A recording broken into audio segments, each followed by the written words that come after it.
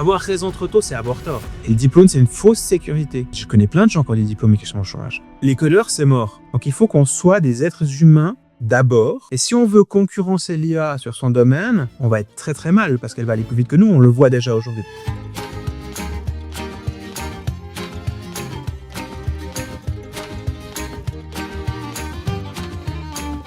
Bienvenue dans la table de Seb, votre rendez-vous mensuel où on parle de leadership, d'entrepreneuriat et surtout d'humain. L'idée, on s'assied avec des personnes qui ont osé entreprendre, qui prennent des grosses décisions, qui parfois se plantent, qui se relèvent, qui continuent d'avancer. L'idée, c'est de s'inspirer de leur histoire, des histoires réelles, pour être plus lucide, plus solide et rompre un peu avec la solitude d'une aventure entrepreneuriale. Alors abonnez-vous, explorez nos autres épisodes sur YouTube, Apple Podcasts, Spotify.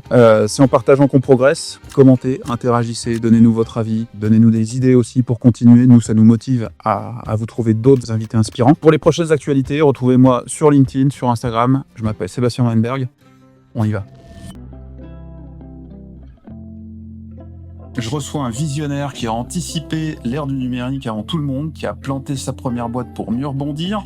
Christophe Vanière, c'est l'histoire d'un homme qui a transformé un échec en leçon et qui aujourd'hui nous questionne face à l'intelligence artificielle si c'est la créativité finalement qui fera la différence.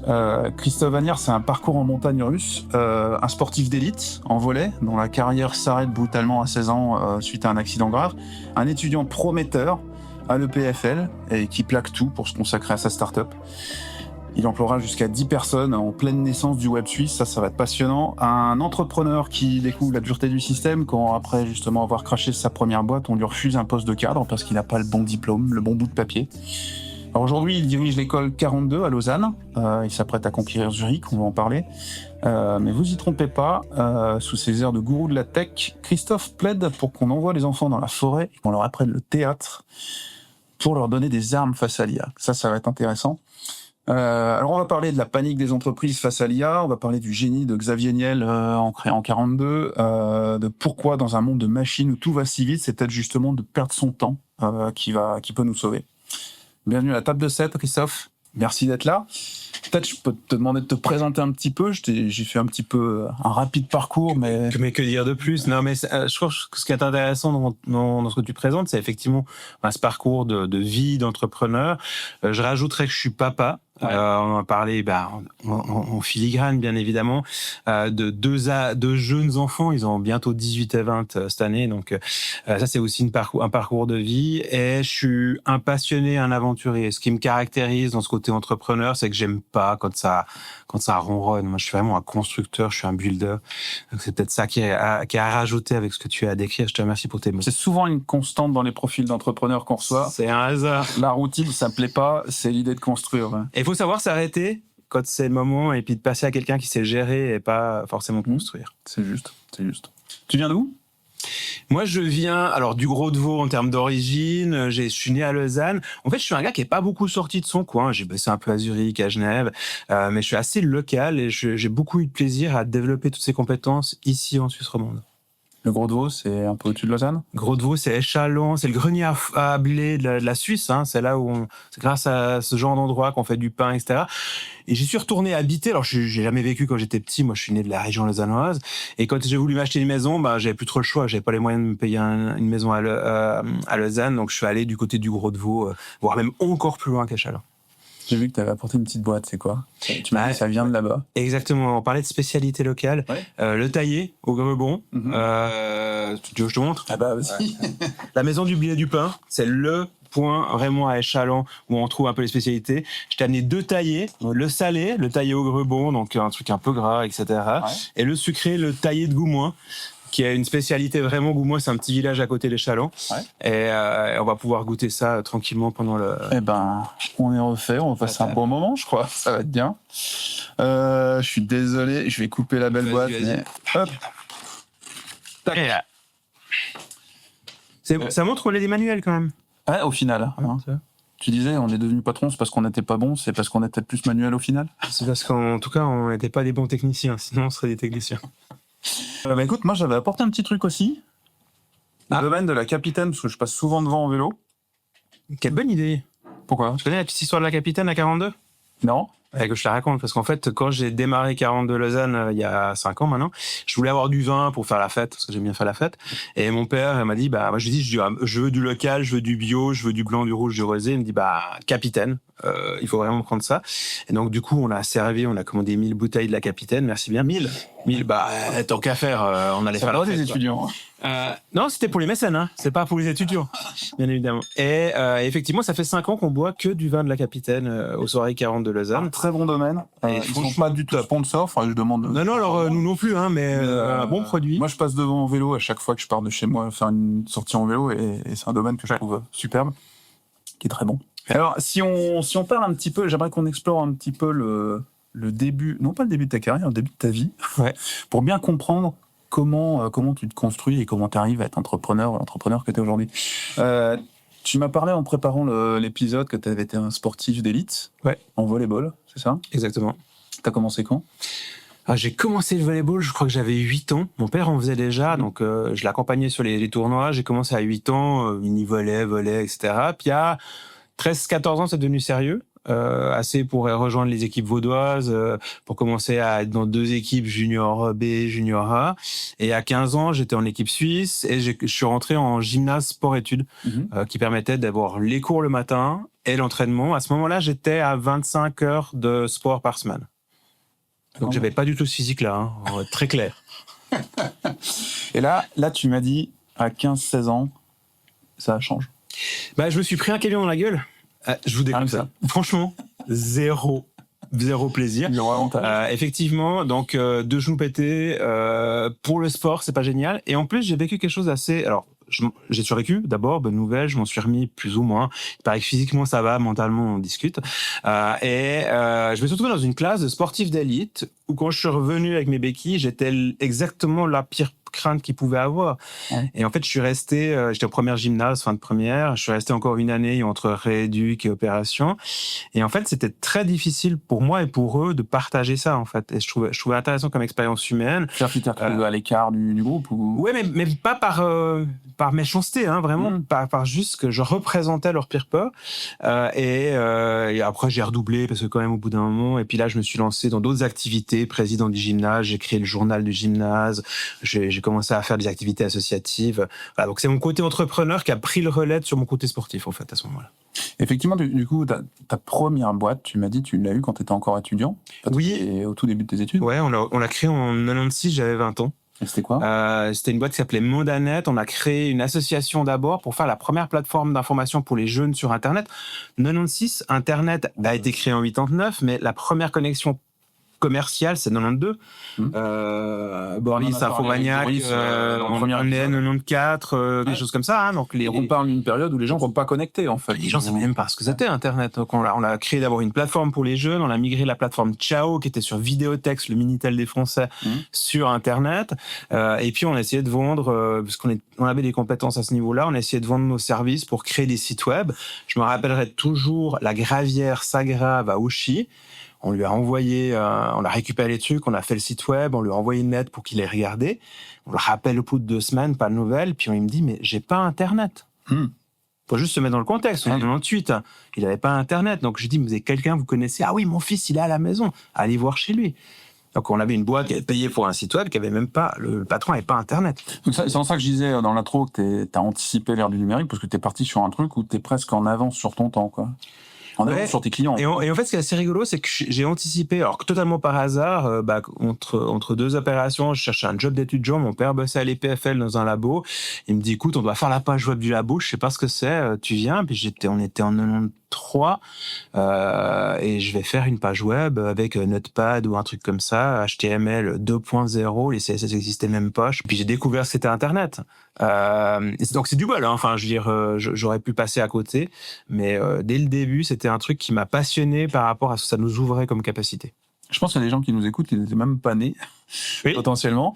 À qui t'adresses ces sites-là, en fait ? C'est parce que généralement, les gens n'ont pas Internet chez eux, ou très rarement. Donc finalement, tu fais une page web, mais pourquoi ? En fait, ce qu'on oublie, c'est qu'Internet est né dans le monde académique, 89, le CERN. Ensuite, les PFL, il fallait que les labos aient chacun une page, les unis.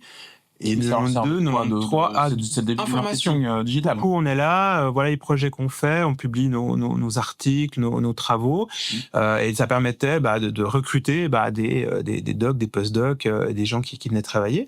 Donc c'est le début. Après, il va falloir attendre 92, 96, 98, 2000 vraiment. Où là, ça commence à partir à ce niveau-là. Et donc cette première société, elle crée des sites web, c'est ça ? Ouais. À destination. Alors, de toutes les boîtes. D'abord des structures qui veulent communiquer sur Internet. Je parlais des jeunes, des boîtes. On a fait quelques gérances, des plateformes d'information, de commercialisation, de vente. On était déjà au début de la vente sur Internet. À l'époque, je te fais de tête, 98, 99, c'est l'ouverture de la première épicerie en ligne du monde qui s'appelle leshop.ch. Premier site de commerce, non pas de commerce électronique, c'est déjà Amazon, mais de commerce de produits frais. A lieu ici, on oublie un petit peu quand on a été précurseur aussi. Et on discutait avec ces gars-là qui étaient nos concurrents, ceux qui ont ouvert, mais on échangeait beaucoup. Et je trouve impressionnant comment ça a évolué pour ce qu'on voit aujourd'hui où tu demandes à un jeune s'il va sur Internet, il dit non. Parce qu'en fait, il pense pas qu'il est sur Internet. Il est sur son téléphone, sur TikTok, Insta ou je sais quoi, mais c'est Internet, je dirais. Et t'as créé une des premières agences web de Suisse, en fait. On était dans les premières, on était quelques-uns, etc. Je l'ai créé, je l'ai fermé, je suis allé bosser dans un concurrent parce qu'il avait levé 1 million, je pensais que c'était mieux, je suis arrivé, il y a un carton banane avec les factures et puis un fichier Excel pour la compta, je me suis dit, c'est pas mieux, quoi. Donc ça se joue des fois à pas grand-chose non plus. Si je recompte bien, t'étais étudiant en ce moment-là encore. Ouais, à 20 ans, j'étais étudiant, effectivement. J'étais à l'EPFL en physique. Je dis toujours, j'ai fait l'EPFL. Tout le monde dit, si j'étais diplômé, je dis, je suis diplômé de l'EPFL. Et puis, à un moment donné, quand j'ai réussi la première, ce qui aujourd'hui paraît être une anomalie, mais je l'ai réussi sans trop de problème. Et puis, la deuxième année, à cette époque-là, on n'était pas encore sur les formats actuels. T'avais les pratiques, 50% en physique, et t'avais la théorie. Donc, je me suis dit, je fais les pratiques. Parce que si j'ai réussi les pratiques, j'avais pas besoin, si je redoublais, de faire la théorie. Et puis, j'ai réussi. Et puis, la deuxième année où j'étais en train de faire la théorie, là, j'avais 10 employés, on était passé en SA. Et j'ai dit à mes parents, je crois que je vais arrêter. Et là, ils ont dû apprécier. Surtout, c'est que j'étais le premier de ma famille à faire des études. Et mes grands-parents étaient ouvriers, mes parents avaient des jobs techniciens. Pour mon père, il a bossé à l'EPFL, il avait fait un équivalent d'ingénieur à 40 ans. Donc, j'étais le premier non seulement à faire des études, à être à l'EPFL, quand même pas rien.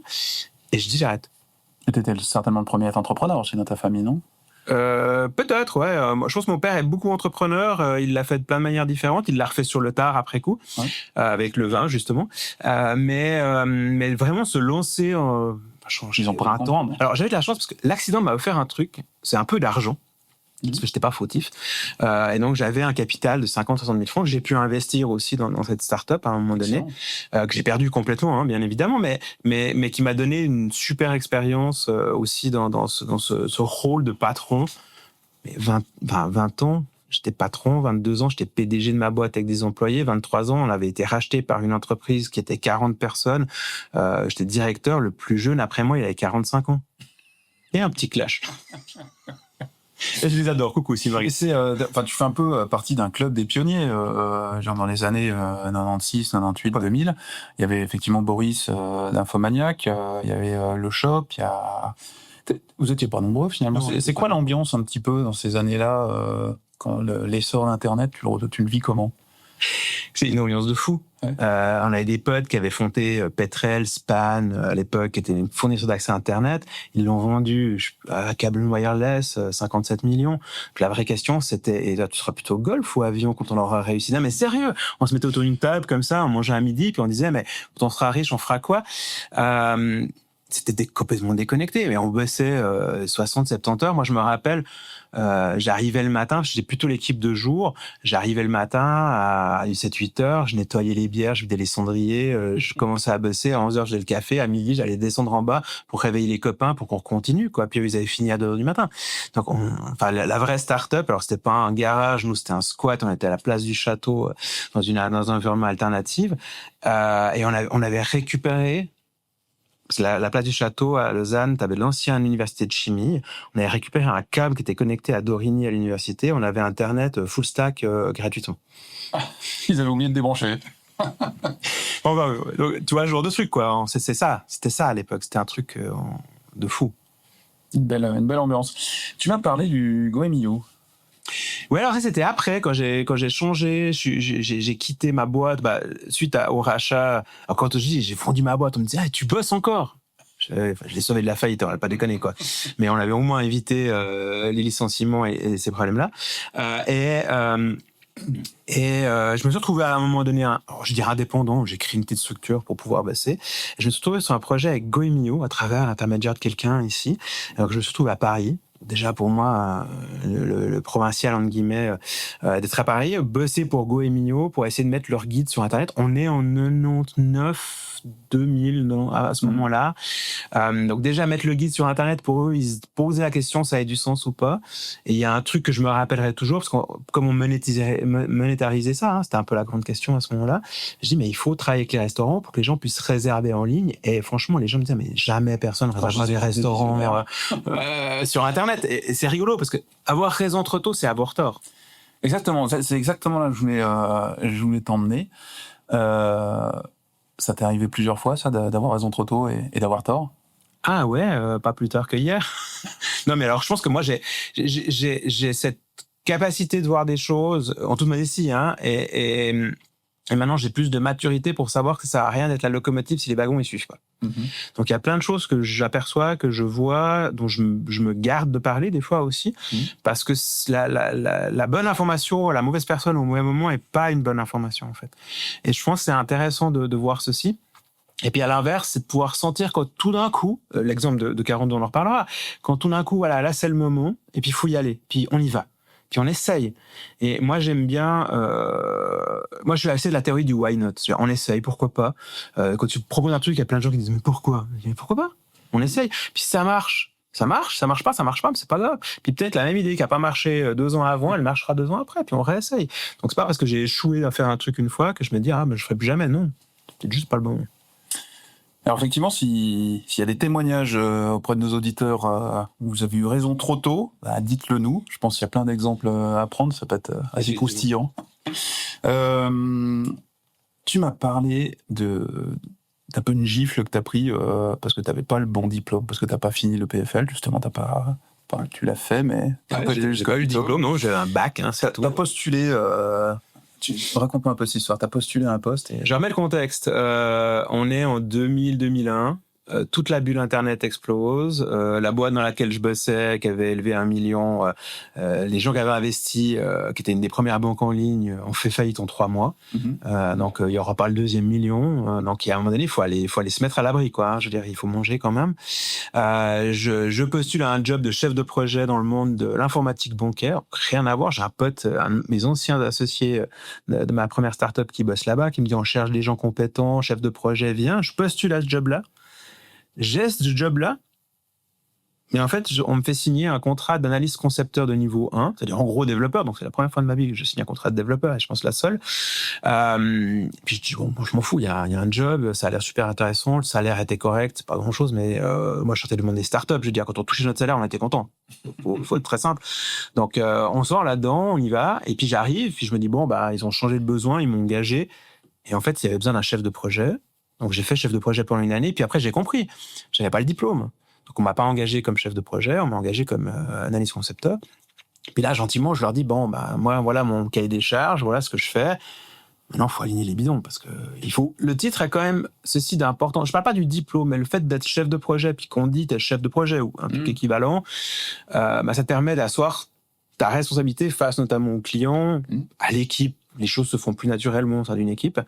Et puis voilà, donc effectivement, mais ça montre juste que le fait de ne pas avoir de diplôme, dans des systèmes classiques, on parle d'Unisib à l'époque, qui était la boîte informatique des banques continentales romande, 350 personnes, une des plus grosses boîtes IT à ce moment-là en Suisse romande, il fallait avoir un papier pour être quelqu'un, ou alors, il fallait juste faire ses preuves et puis montrer qu'on était quelqu'un même si on n'avait pas de papier.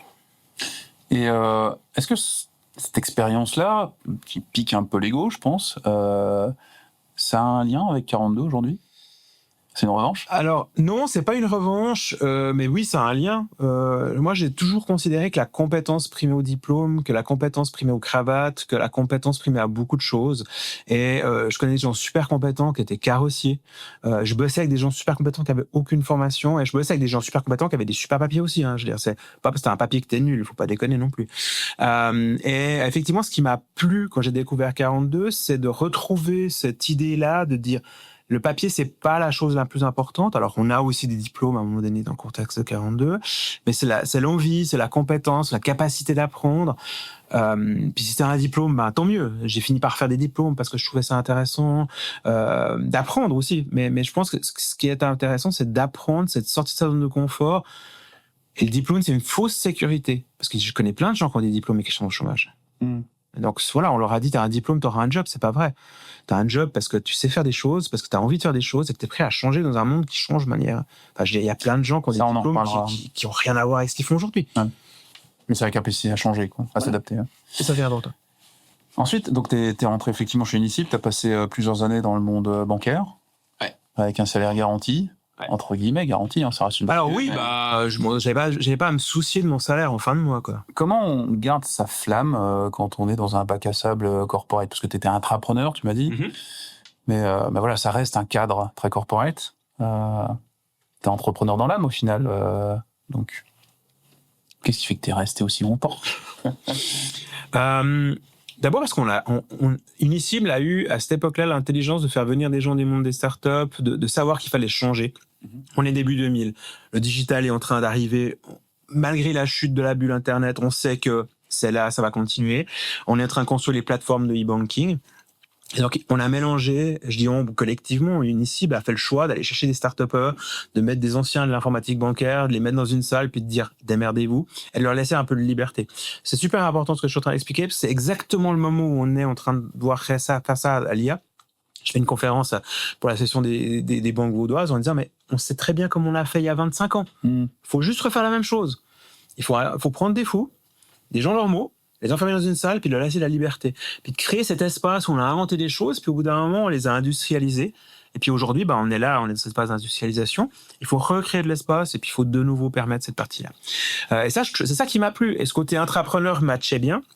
En plus, j'ai pu changer de job, on a été racheté par IBM, donc j'ai fait en fait 13 ans dans le même bâtiment, 3 entreprises, 7 postes, un burn-out, qui était ma première occasion de changer de job en fait à l'intérieur des structures. Puis je me suis dit, mais en fait, le fait d'être toujours en mouvement fait que je m'arrête pas, j'apprends toujours.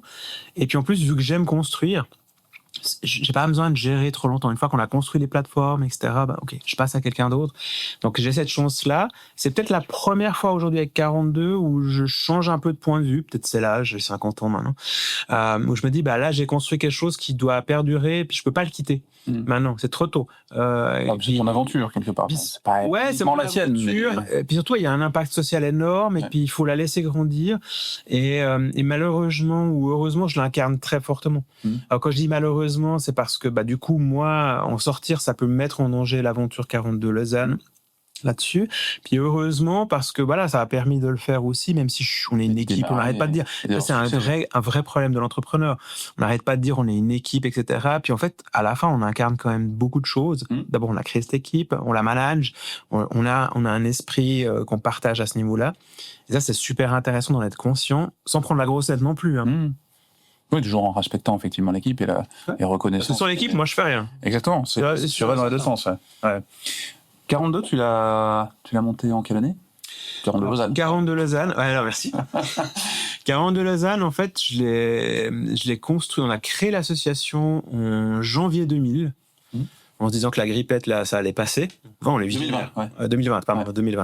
On est très visionnaire des fois de cette manière-là. J'avais découvert 42 quand j'étais... parce qu'entre deux banques, je suis sorti, je suis allé dans le monde académique à la HESSO. C'est là qu'on s'est rencontrés. J'étais directeur des systèmes d'information pour l'ensemble des HES de Suisse romande. On fait de la veille sur les nouvelles solutions pédagogiques.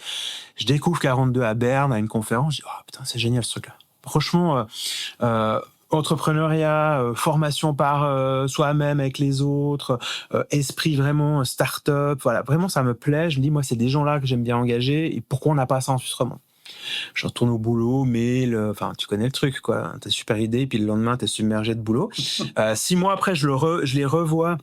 Et là, j'ai le courage d'aller discuter avec Olivier Crouzet, qui est le directeur pédagogique de 42, et puis qui me dit, mais c'est génial, en plus on ouvre des campus, parce qu'on connaît souvent 42 à Paris, on sait pas qu'aujourd'hui c'est 56 campus dans 30 pays. 56 campus, 58, j'ai même vu le chiffre 58 maintenant, dans 32, 33 pays dans le monde, wow. 25 000 étudiants actifs, on est le plus gros système de formation informatique dans le monde aujourd'hui. Et ça, on le sait pas, mais c'est intéressant. Et il me dit, viens essayer, viens à Paris. Et il me dit un truc, une phrase, franchement, je me rappellerai toute ma vie. Il me dit, je peux t'expliquer le goût des fraises, mais tant que t'as pas goûté, tu sauras pas, en fait. Donc viens tester, viens une semaine, viens faire la piscine. Et ça a commencé comme ça, jusqu'au moment où je suis retourné au bureau, même mail, machin. Et puis tout d'un coup, je me suis dit, ok, j'en ai marre, j'ai besoin de reprendre ma liberté. Et puis là, j'ai lancé le projet, je l'ai rappelé, je dis, je viens, allez, montre-moi. Et puis on a lancé le projet comme ça. Bravo. Je sais pas s'il faut dire bravo ou t'es fou, mais les deux, mon capitaine. Quand c'est accueilli en Suisse au début, parce que c'est quand même l'idée d'un milliardaire français, Xavier Niel. C'est pas le système académique. En Suisse, on est peut-être un peu plus réticent à ce qui est un peu trop exotique. C'est quoi le début ? T'as dû ramer un peu, non ? On a déjà bien ramé, parce que quand on a lancé la charge de fonds mi-février 2020, on a arrêté le 13 mars. Ouais, ramé, c'est le prénom, quoi. Comment c'est accueilli ? Alors, c'est intéressant. Ah, parce que vous cherchez de l'argent, mais Xavier Niel, il finance pas tout. Non, Xavier Niel, il a lancé 42 Paris, il finance une grande partie de 42 Paris, il finance pas les 30, les 50 campus, etc. Parce que c'est important que ce soit ancré dans l'écosystème. 42 Lausanne, c'est une solution certes inventée en France, mais qui est suisse romande pour des Suisses romands, avec des financiers suisses romands, avec une équipe suisse romande. Alors, comme toutes les équipes d'informatique suisse romande, il y a plein de Français dedans, hein, bien évidemment, mais c'est les gens du coin, entre guillemets. Ouais. Et ce que j'ai trouvé intéressant, c'est que déjà, moi, j'étais informaticien. En parallèle, j'ai fait un brevet, un diplôme fédéral d'informatique. Je suis devenu prof depuis 20 ans. Donc, prof d'informatique, une école d'informatique, c'était normal, soit une bonne idée pour moi. Donc, la première chose, c'est déjà de voir avec des gens que je croisais, Serge Raymond, qui est maintenant le président de l'association, qui était à l'époque directeur de Tamedia pour les publications payantes. Je le croise dans une soirée, je lui discute, je lui dis, t'en penses quoi ? Il me dit, c'est génial, je te suis. J'ai pas compris, moi. Et je dis, mais tu me suis ? Il me dit, je vais t'aider, en fait. Ok. Ouais. Toi, t'étais même pas. Ouais, je voulais avoir son feedback. Il me dit, j'ai entendu, je connais 42 Paris, c'est génial, pour avoir ça, je suis vraiment là. Le deuxième, Pierre-Antoine Bareillet, que j'avais croisé, qui a investi dans des startups. Il me dit, c'est génial, on a besoin de ça dans le monde de la tech, super, je te suis. Troisième, que j'avais utilisé, qui est Alessandro Rouy, que j'avais utilisé comme coach pour la réinsertion, transformation sociétale. Donc vraiment, le mec, il vient des assurances, il fait du transformation humain. Il me dit, j'adore, il y a de l'énergie, viens, si t'as besoin d'un coup de main, je t'aide. Je dis, bon, on va s'arrêter là. Donc, on a créé l'association A4. Et puis après, on arrive sur le marché. Et puis alors là, les gens qui m'ont dit, mais j'adore 42. T'es d'accord que je vais l'enseigner ? Alors, comment je vais t'expliquer sans que t'aies l'air d'un con qu'il n'y a pas de prof ? Ouais. Vous appelez des coachs, hein. Non, il n'y a vraiment pas de prof. Alors oui, on a des coachs, on est 4. Enfin, il y a 4 coachs dans l'équipe. Pour gérer 500 étudiants. Non, il n'y a pas de prof. Mais on fait comment ? Ouais. Il y a ce moment, on fait comment ? Je dis, en fait, c'est marrant, on nous arnaque en nous faisant croire que parce qu'entre 5 et 25 ans au maximum, on a appris dans une école avec un prof, qu'on apprend que comme ça. D'abord, avant 5 ans, on a appris à parler, à marcher, à faire du vélo sans prof. Alors, bien sûr, il y a papa et maman qui nous aident, ou le frangin, ou la sœur, mais on apprend en faisant, en tombant, personne nous a expliqué le gyroscope, comment ça fonctionnait. D'ailleurs, aujourd'hui, on ne saurait pas l'expliquer à nos enfants. Mais on sait faire, on sait parler, personne ne nous a fait aucun cours de grammaire, on savait parler. J'ai quand même un truc. Et après 25 ans, rebelote, on passe 40 ans de notre vie à continuer à apprendre, plus ou moins bien, mais sans prof. Pareil, c'est les 3-4 jours de cours qu'on a éventuellement par l'année. Donc, en fait, il n'y a pas besoin de prof pour apprendre. Donc, quand je dis ça, je suis en train de me mettre à dos toute une congrégation. C'est plus facile avec un prof, j'admets, ok. Mais en fait, il n'y a pas besoin. Par contre, il y a besoin de motivation, il y a besoin d'un programme pédagogique qui nous amène à faire des exercices de plus en plus compliqués en étape une après l'autre. Donc 42, c'est pas de prof, mais c'est une pédagogie, c'est une plateforme, et c'est des conditions cadres. Le fait d'avoir des endroits où il y a des ordinateurs avec une bonne connexion Internet et des gens qui ont la même motivation autour de nous, c'est ça qu'on offre en fait à 42, et on l'offre gratuitement à des milliers de personnes aujourd'hui dans le monde. Et ça, je trouve que et avec ça, on change la vie des gens parce qu'en plus, on n'a pas de prérequis d'entrée. Donc, tu peux avoir loupé l'école, fait un CFC, machin truc. Zéro problème. Donc voilà, c'est ça qui m'a marqué. C'est ça qu'on fait. Et pour faire ça, il faut que j'arrive à financer cette école-là quand même. Ça, c'est mon job. Et entière liberté des élèves, je crois, à l'intérieur. Ils bossent quand ils veulent. Ouais, alors quand même, il y a Alors, au niveau horaire, etc., il y a quand même des règles, hein, sinon c'est le bordel. Mais non, effectivement, ils viennent le soir, le week-end, la nuit, s'ils veulent. Il y a une grosse flexibilité. Ils ont des délais à respecter. Ce qu'on appelle le black hole chez nous, c'est-à-dire tu as un délai pour livrer le projet. Si t'as pas livré le projet, c'est game over, tu recommences. Donc il y a une vraie pression, c'est la vraie vie. Hein. La vraie vie, il y a des délais. La bonne nouvelle, c'est que quand tu livres en avance, tu gardes le délai que tu as gagné. Contrairement à la vraie vie, où quand tu livres un projet en avance, tu gardes jamais le délai que tu as gagné, donc on livre jamais les projets en avance. Résultat. Donc eux, ils livrent souvent en avance. Hein. Une pédagogie particulière, c'est... Tu m'as pas cité justement Nicolas Sadirac, tu m'as cité... Je n'ai pas cité Nicolas Sadirac. Il dit plus Nicolas Sadirac, lui, c'est l'inventeur de la pédagogie 42. Toi, testé chez Epita. Hein. Mais j'ai fait l'Epita, justement, je trouve beaucoup de choses dans ce que tu dis. Alors, on avait quand même quelques profs, mais on avait quand même le début de cette pédagogie sans prof. Enfin, si, on avait quand même des profs, tout le monde. Et Olivier Crouzet, dont je t'ai parlé, directeur pédagogique, il était chez Epita, chez Epitech ensuite. Donc, en fait, tu as une équipe de personnes qui se sont dit on doit réinventer la manière d'apprendre. C'est né des mouvements hackers, des mouvements-là, c'est-à-dire, mais en fait, il y a plein de génies qui apprennent tout seuls à la maison. Pourquoi on n'arrive pas à fédérer ces énergies-là dans un cadre pédagogique donné? Ils se sont inspirés des méthodes de pédagogie active, ces méthodes récentes qui ont une centaine d'années, comme Steiner, Montessori et compagnie, Freinet. Et ils ont testé sur Epita. Ils ont pu évoluer encore le modèle sur Epitech, puis tout d'un coup, Xavier Niel les a découverts à l'occasion d'une visite, a dit mais c'est génial. Par contre, c'est réservé à peu de personnes, il faut avoir des moyens financiers. Moi, j'ai envie de créer une école qui finira par s'appeler 42. Je débauche cette équipe-là et j'en fais un truc gratuit pour 1000 personnes à Paris. Et c'est parti comme ça. C'est classique dans le digital, hein. Steve Jobs qui va piller Xerox PARC et compagnie. Mais je trouve intéressant parce qu'en fait, il faut... Ce genre de bonnes idées, c'est en les multipliant. Et Sadirac a été le directeur pédagogique de 42 Paris. Maintenant, il est reparti, il fait un autre projet, etc. Voilà, faisons passer ce genre d'infos, transformons-les en faisant évoluer. C'est plus le 42 d'il y a 13 ans, parce qu'aujourd'hui, il y a l'IA. Enfin, ça évolue aussi dans ce contexte-là. Tu as rencontré Xavier? Je l'ai rencontré plusieurs fois. J'ai pu avoir une fois une discussion super sympa avec lui à l'occasion de la visite d'État d'un certain président français dont je tairai le nom, où on m'a invité. Je comprenais pas pourquoi. J'étais invité à la table d'un ministre de l'Industrie qui était par ailleurs très sympathique. Puis quand j'ai vu que Xavier Niel était là, je me suis dit ok, bon, je sais pourquoi je suis là. Et c'est super sympa parce qu'on a pu justement échanger avec des patrons de boîtes franco-suisses dans ce contexte-là. Tu le décrirais comment Xavier Niel? Je vais l'écrire d'une manière... Ma maman, elle a lu son livre, elle m'a appelé Christophe, faut que tu lises ce livre, ce mec est génial, il te ressemble. Alors bon, j'ai pas les milliards, j'ai pas la réussite qu'il a, mais je trouve qu'il a ce côté, j'ai pas peur, j'essaye. Par contre, faut bosser et je reste accessible. Et ça, je trouve impressionnant quand là, j'étais aux 10 ans de 42, c'était il y a 2 ans maintenant. Il est là, il y a tous les étudiants, il va discuter avec tout le monde, il se prend pas la tête, il se met en scène, mais il se prend pas la tête. Et ça, je trouve vraiment admirable. C'est très suisse, en fait. En fait, c'est français, en fait. Non, mais c'est intéressant. En Suisse, c'est normal de discuter. Moi, j'étais à une conférence avec Parmelin. Demain, je vois le chef de l'armée. Tu parles avec Francine. Ah ouais, mais c'est même pas des VIP, c'est juste des gens normaux, quoi. Et en fait, c'est très accessible. Bah écoute, si tu peux me mettre en relation et le motiver à venir à la table de Seb, je serais très content. Je vais dire un truc que je ne devrais pas dire devant les caméras.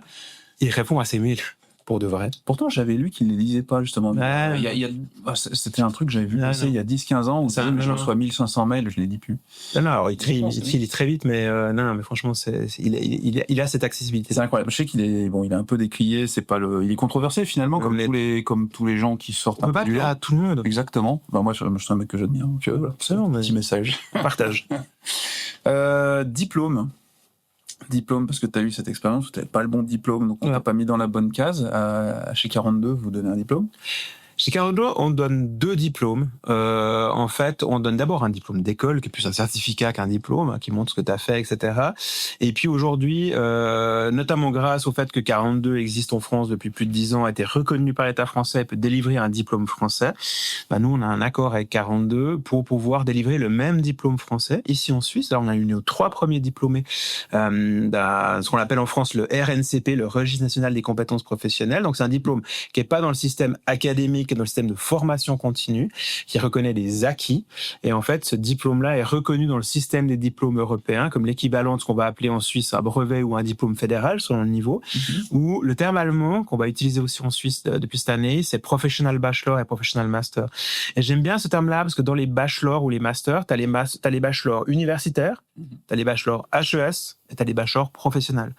C'est pas la même formation, c'est le même niveau de compétence, c'est plus ou moins académique ou plus ou moins professionnel. La HES est à peu près au milieu. Et je trouve un bon exemple. Et effectivement, nos étudiants peuvent faire gratuitement ce diplôme. Ça, c'est super important pour nous. Un game changer. C'est un game changer pour eux. Malheureusement, tous ne vont pas le faire, entre guillemets. Et je dis malheureusement, c'est pas vrai. D'abord, parce que 30% ils ont déjà un bachelor ou un master. Donc, avoir un diplôme de plus ou de moins, c'est pas ça qui fait la différence, c'est la compétence. Et puis, parce que certains, ils trouvent un boulot tellement vite qu'au bout d'un moment, voilà, je dis, on choisit nos combats et puis on se dit, moi, j'ai un boulot, puis voilà. C'est pas un souci. Puis peut-être qu'un jour, ils se retrouveront bloqués à un poste comme moi, je l'ai été. Puis j'ai fait un brevet fédéral, qui est donc l'équivalent, un diplôme fédéral. Je me suis plaint des profs. Depuis, ça fait 20 ans que j'enseigne. Puis le directeur m'a dit, bah, si tu peux faire mieux, viens. Donc, faut fermer sa gueule des fois dans la vie. Ça m'occupe bien les samedis. Voilà, donc, mais je trouve intéressant d'avoir aussi cette proposition de valeur-là aux étudiants, tout en disant le diplôme, c'est une fausse sécurité. D'accord, la compétence et le fait d'être sans arrêt dans l'action, c'est beaucoup plus fiable. On peut passer plein de temps à apprendre des choses sur un banc d'école ou d'université ou sur Internet avec une IA. Tant que t'es pas dans l'action, ça change rien.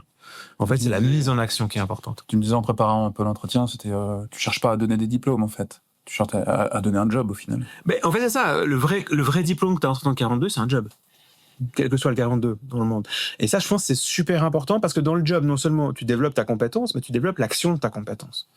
Et aujourd'hui, on le voit bien, sur les juniors, fondamentalement, aujourd'hui, les boîtes veulent plus engager des juniors. C'est très difficile en Suisse. D'accord. Ils veulent que des seniors. Personne m'a expliqué comment on allait passer de je sors de l'école, je deviens senior si on n'engage pas des juniors. Ouais. Donc on a un vrai problème de myopie d'investissement sur la compétence humaine.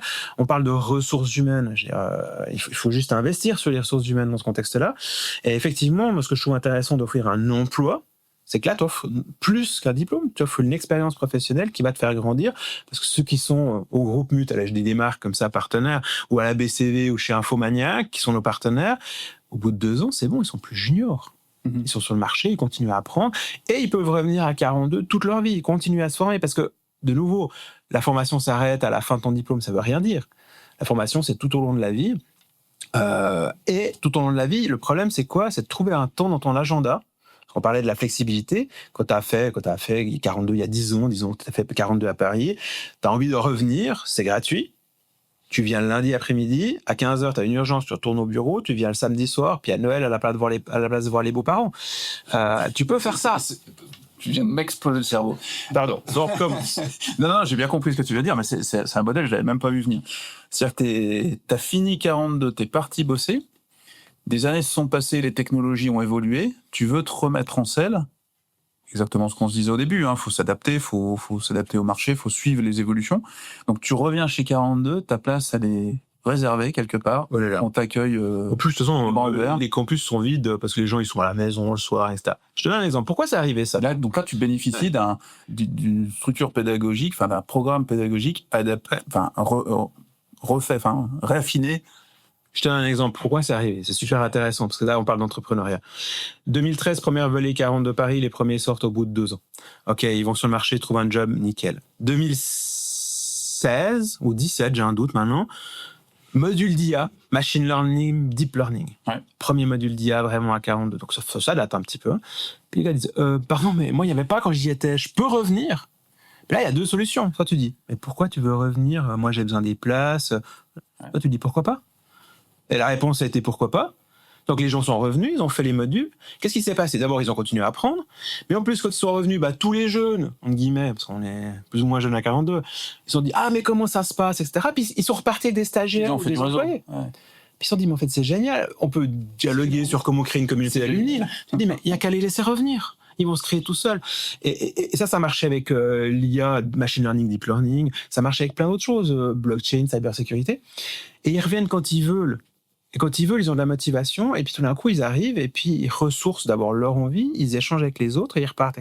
Donc, c'est 100% gagnant. Plutôt que de se dire, mais pourquoi on va les laisser revenir ? Comme quoi, faut pas se mettre de barrière. On parlait d'entrepreneuriat. Excellent. L'IA, t'arrives un peu sur le sujet, là, IA, machine learning et compagnie. Justement, vous avez mis à jour votre programme pédagogique. IA, c'est un vrai game changer. Aujourd'hui, je viens de donner une exclue, hein, comme information. Ah bah c'est vrai, je l'avais pas vu. Non, t'avais pas vu venir. Parce que sur LinkedIn, c'est juste 3/4 des publications. Non, effectivement. Ce que je trouve intéressant avec l'IA, alors quand je parle de l'IA ici, je vais parler de l'IA générative. Hein. C'est souvent quand on dit l'IA. D'abord, c'est un prénom, hein, l'IA. Hein. J'aimerais pas m'appeler l'IA aujourd'hui. Non mais parce que tout le monde parle de toi hein, à l'heure actuelle. Non mais ouais, c'est parti du machine learning, de tout ce que tu as fait. Parce que nous, on faisait de l'IA, déjà, etc. Aujourd'hui, ce qui est dans les modules de spécialisation, c'est 1 ou 2% du marché, machine learning, deep learning. Quand on parle de l'IA, on parle de mettre en place des LLM, du RAG, de l'agentique, c'est à peu près ça dont on parle. Première réaction, nous, franchement, en décembre 2022, moi je suis arrivé, je dis c'est cool, il y a un nouveau pote dans la salle, parce que jusqu'à ce moment-là, on disait quand tu as une question, tu demandes à ton voisin de droite ou à ta voisine de gauche, si vous ne savez pas demander à Google, on a rajouté ChatGPT, parce que c'est celui que j'ai beaucoup utilisé, pour être Theoria aujourd'hui, pour faire plaisir à mes amis d'Infomania, que j'utilise maintenant depuis quelques mois. Et allez-y. Franchement, on n'a pas vu, et je dis parce que moi j'ai pas vu le problème, tu as une source de plus d'informations, vas-y, go. Été 2023, c'est un peu notre position. Et puis, au bout de quelques semaines, je fais juste le contexte, on fait les piscines de sélection, c'est un grand cours d'informatique de 4 semaines, on voit les gens arriver, du coup, on leur dit, voilà, mais faites comme les copains, quand ils vous expliquent un truc, vous les croyez pas sur parole, vous testez, si ça marche, c'est que c'est vrai, puis vous faites. Et là, on commence à voir les premiers impacts sur les examens, parce que toutes les semaines, il y a des examens. On dit, purée, en fait, ils apprennent moins bien qu'avant. Ah ouais?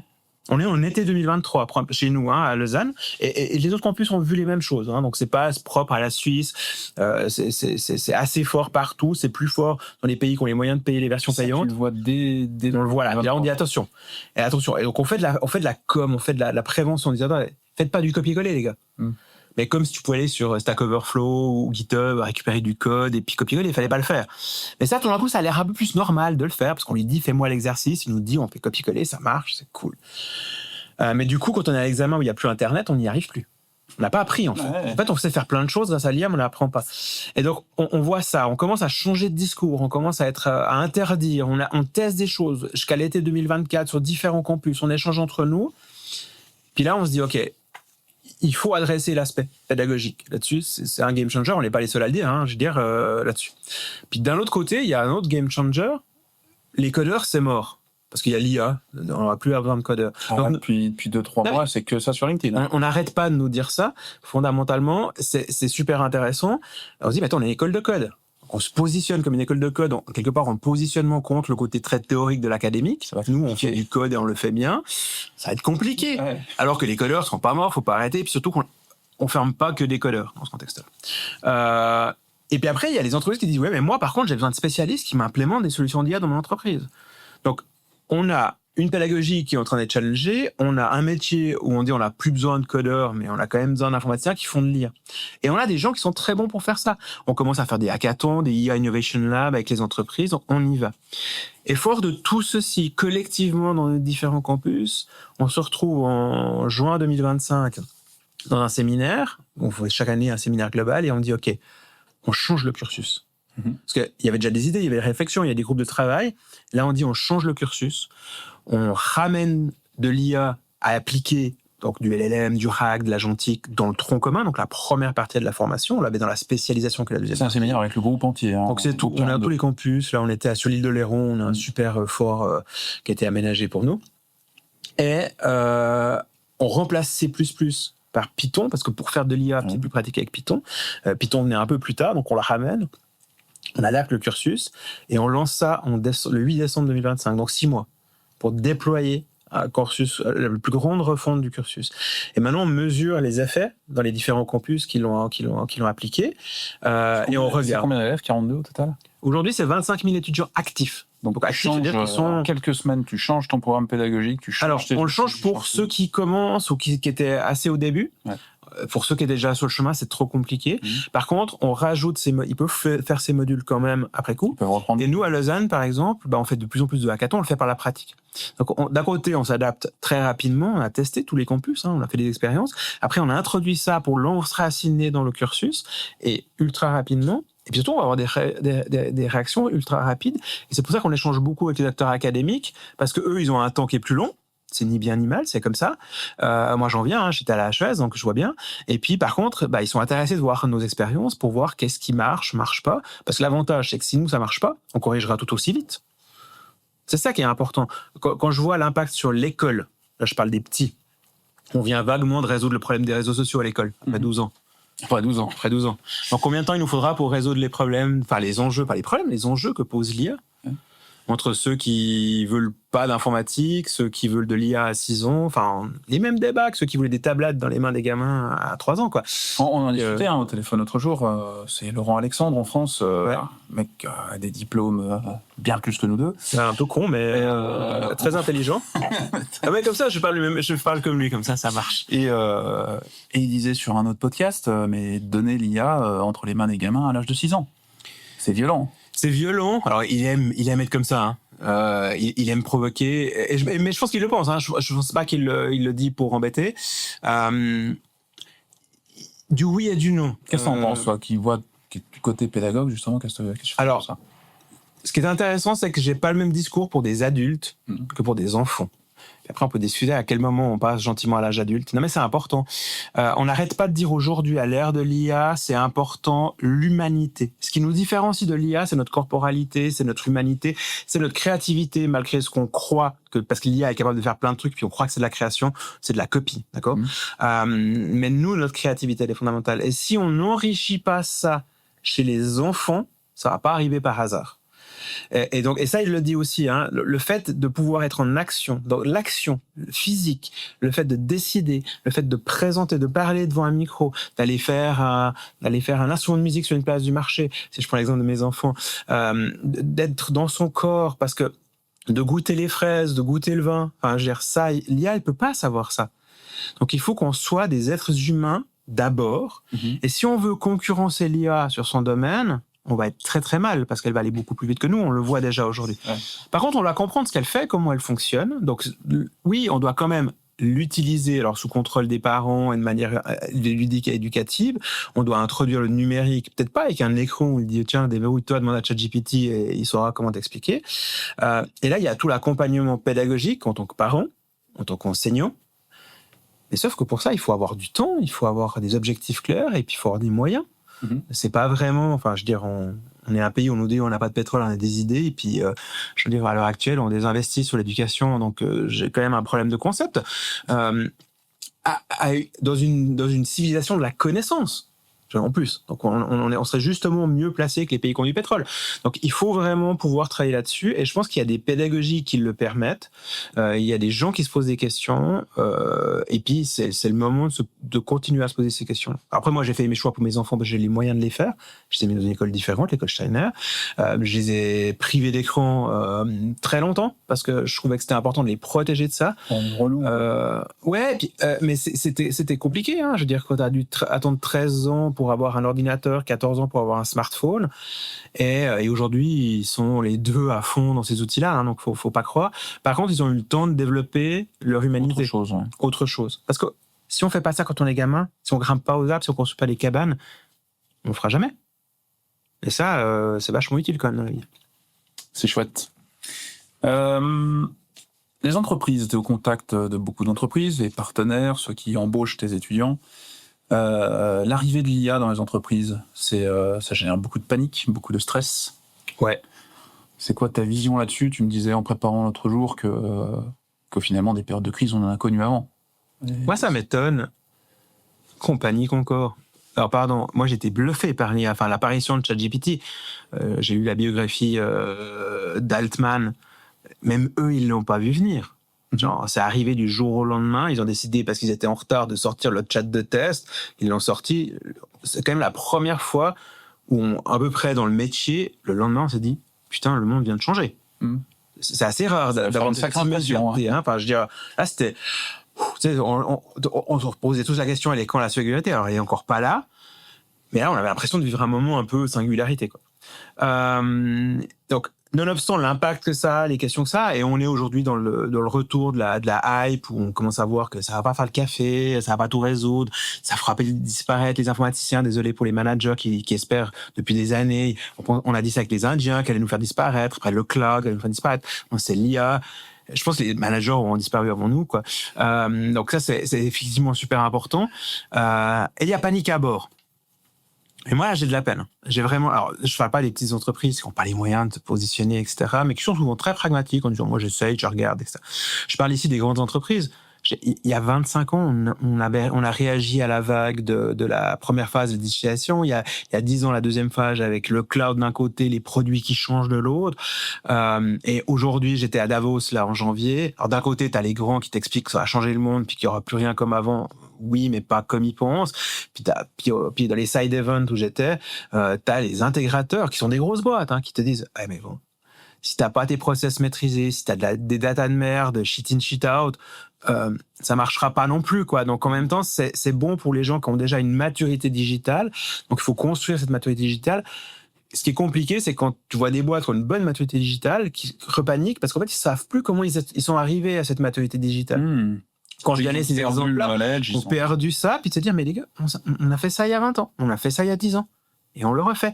Le problème, c'est que les gens qui sont là aujourd'hui, qui étaient ceux d'il y a 20 ans, qui faisaient du Java, en l'occurrence, moi je viens du monde bancaire, ils savaient 20 ans qu'ils font du Java, ils ont gagné tout d'un coup 12-15 000 balles de salaire, ils ont une maison, des enfants, ils ont plus envie de se faire chier le week-end. Puis à côté de ça, tu leur demandes de changer de nouveau de système, puis ils te disent, ouais, non, mais c'est trop compliqué, ça va jamais marcher. Mais les mêmes qui se foutaient de la gueule de ceux d'avant, qui leur disaient que ça allait jamais marcher. Parce qu'on devient les vieux cons qu'on critiquait avant. Enfin, je dirais, moi le premier. Donc, et ça, c'est assez intéressant parce que c'est ça qui change. Et il faut prendre ces jeux, il faut prendre ces gens qui pensent différemment. Je suis désolé, pour changer les choses, il faut prendre des gens qui pensent différemment. Il faut les mettre avec des gens qui pensent comme les autres. Il faut leur laisser de l'espace, ce que j'expliquais avant avec les. Et puis une fois qu'on a creuse un petit peu. Donc ton idée, c'est quoi? C'est de dire, j'ai des équipes finalement de gens qui ont 40, 50 ans, qui font un boulot régulier. Ils connaissent la maison. Le business, l'infrastructure, etc. Ouais. Et je fais venir des start-upers, des étudiants de 42, des étudiants qui sortent de l'EPFL, c'est égal. Enfin, d'où qui viennent, des gens qui pensent différemment, qui ont envie de manger, et je les castre pas d'entrée. C'est-à-dire, je les mets pas dans un chemin en disant t'as pas le droit de faire autre chose. Je leur laisse un espace de liberté. Dans ces labs, finalement, il y a eu un peu cette période-là, 5-6 ans, ouais. C'est marrant, hein. C'est des labs. Ben oui. Ouais. Et puis les labs, c'est l'endroit où on peut créer de la divergence, parce que quand on change, il faut de l'espace de divergence pour tester. Quand on se gourre, c'est pas si grave que ça. Puis gentiment, on maîtrise et on réintègre dans le flux. Donc et ces labs, on leur donne des side projects ou des projets d'innovation qui peuvent être finalement le core système de la société. C'est Google en version bêta. Combien d'années Google, tous les produits étaient en version bêta, le lab Google et compagnie, c'est ça. Mais ça peut être des enjeux très clairs sur la société. Ça peut être utiliser l'IA pour les recrutements RH au sein de la société, mais en version bêta où on sait qu'il faut challenger, etc. Ça peut être proposer un produit test dans le monde bancaire. Moi, je viens de la banque, avec de l'IA, du conseil à l'investissement, mais avec des conditions très, très... OK, mais on affiche. C'est du lab, c'est du bêta, on essaye.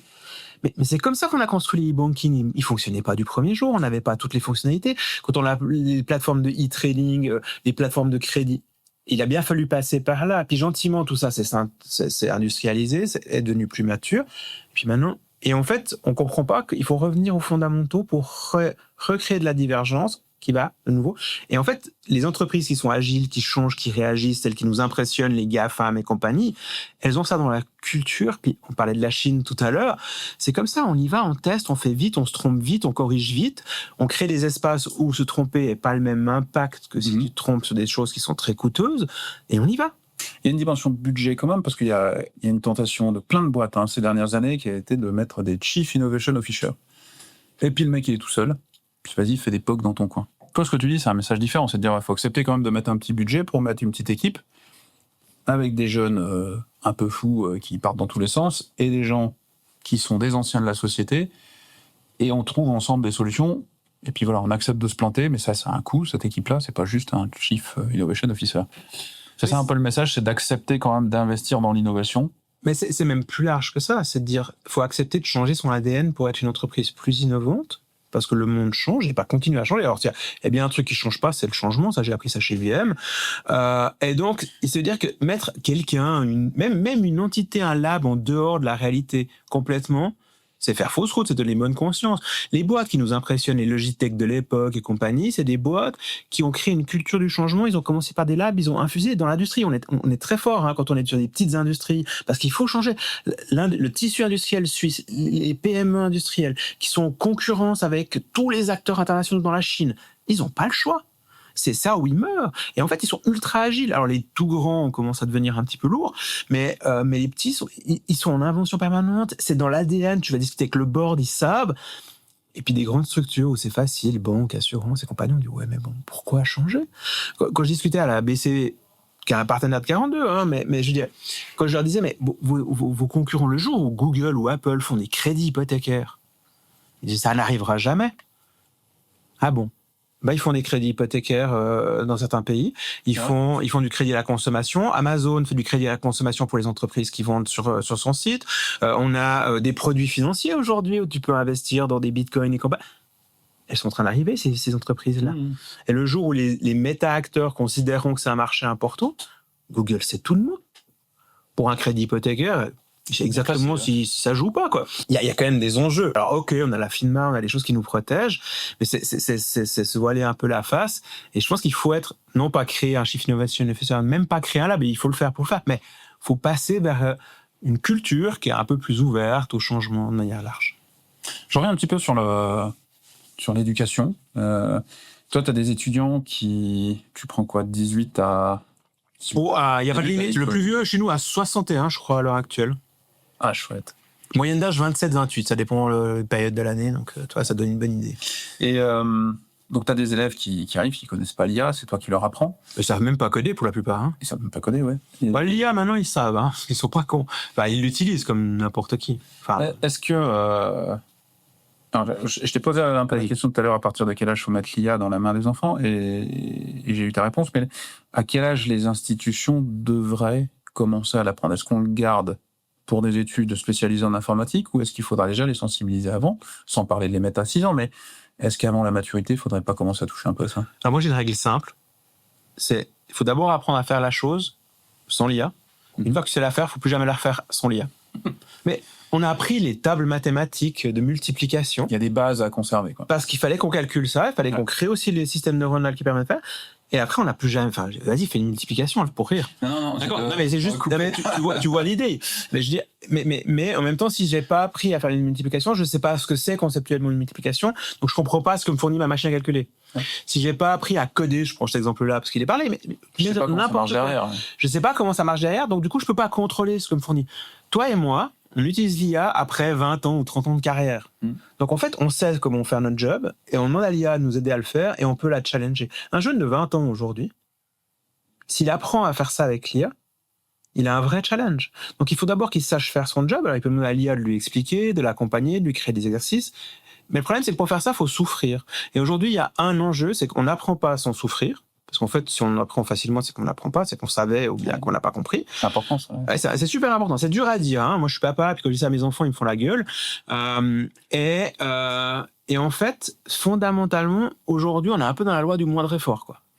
Et on soutient ça. Mais en fait, et là, je rejoins Laurent Alexander, donc putain, si on est des feignasses, on va jamais rien apprendre. Il faut être dans l'action, il faut se lever, il faut apprendre, il faut avoir cet élément-là.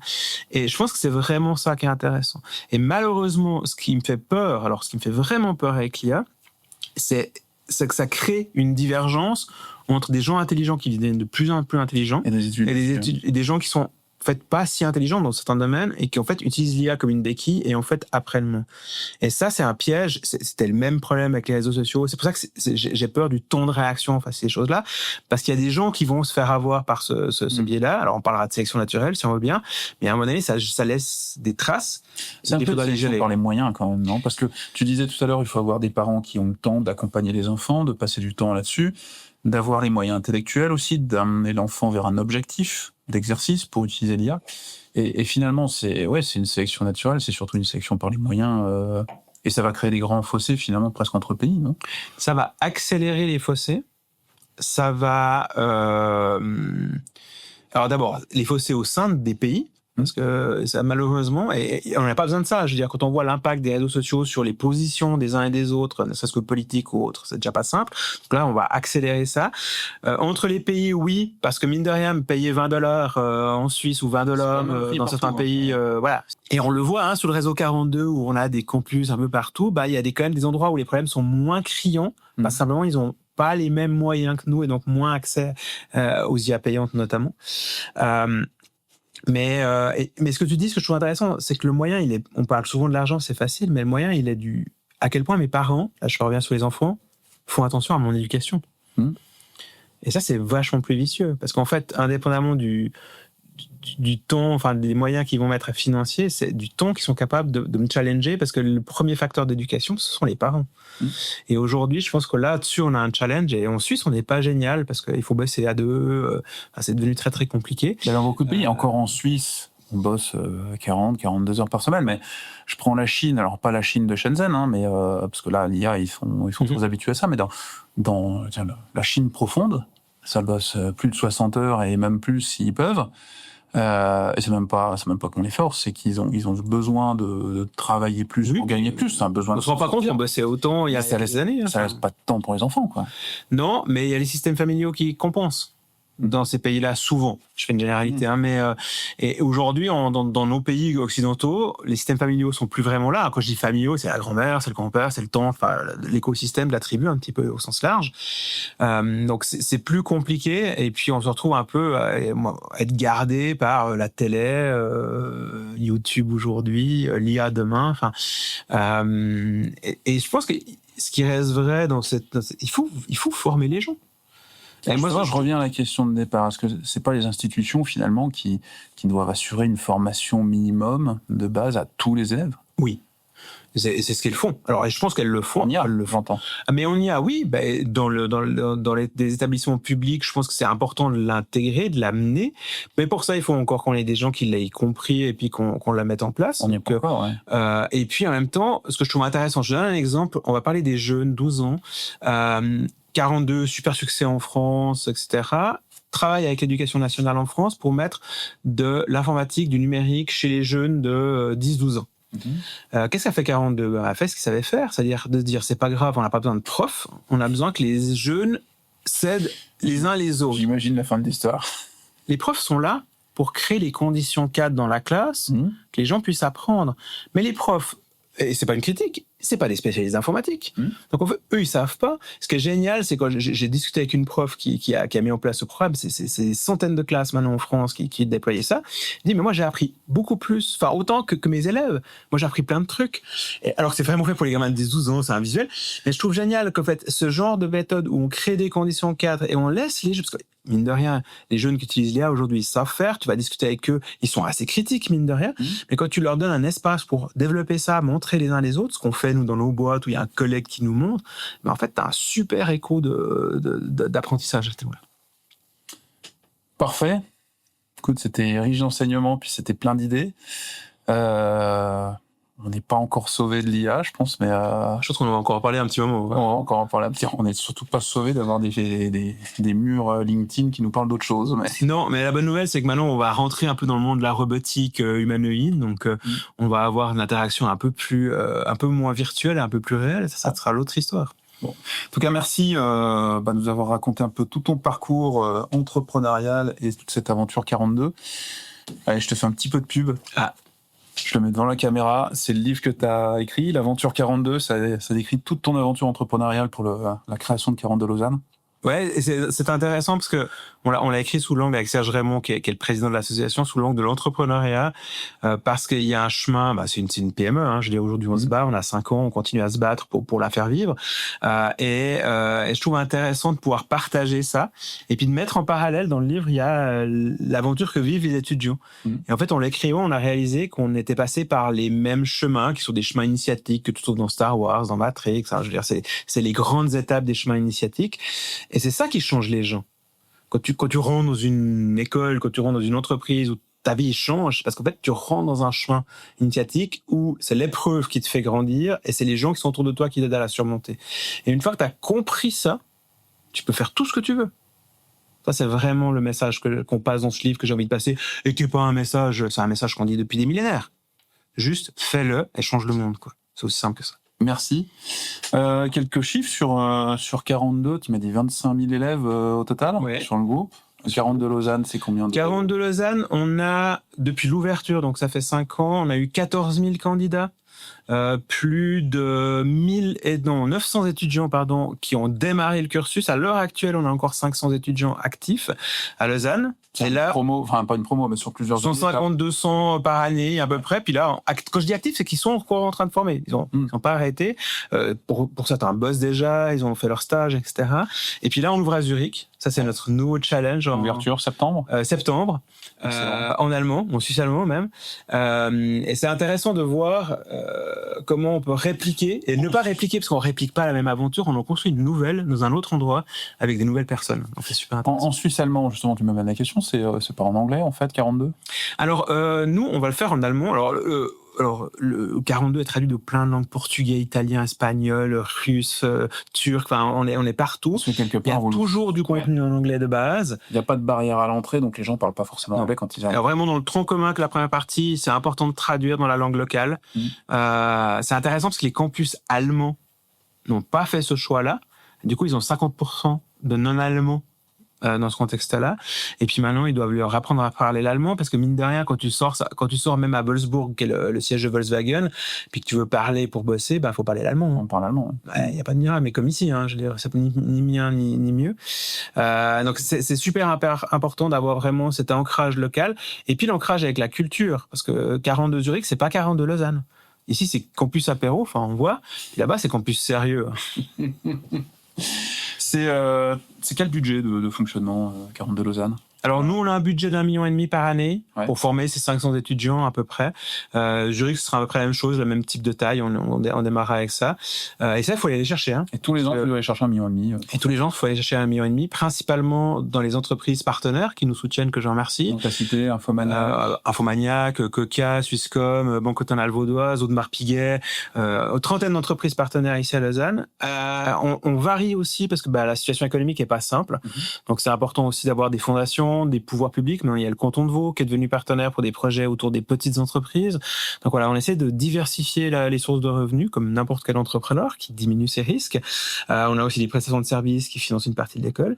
Et puis ce qui est rigolo, c'est qu'à Zurich, on est parti avec 2,5 millions financés par des fondations. Puis maintenant, on a le problème inverse, c'est qu'il faut mettre des entreprises. Parce que c'est les entreprises qui vont engager nos étudiants.